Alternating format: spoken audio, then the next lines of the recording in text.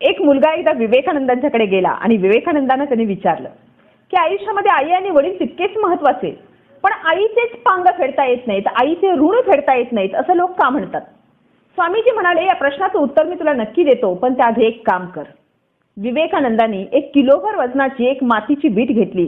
ती वीट त्या मुलाच्या हातात दिली आणि सांगितलं, तुझ्या कमरेच्या शेला सोड, त्या शेल्यामध्ये ही वीट गुंडाळ, ती तुझ्या पोटावरती व्यवस्थित बांध, घरी जा.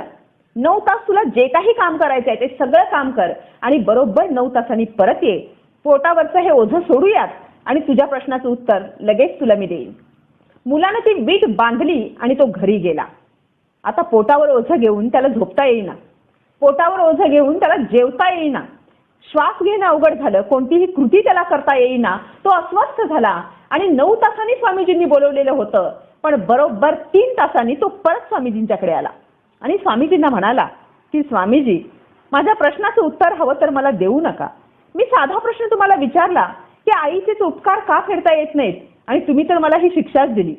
हे ओझं पोटावर बांधून मला जेवता येईना, हे ओझं पोटावर बांधून मला झोपता येईना, कुठलंही काम करणं मला अशक्य झालंय. आता पटकन हे ओझं तेवढं माझ्या पोटावरून सोडून द्यायला सांगा.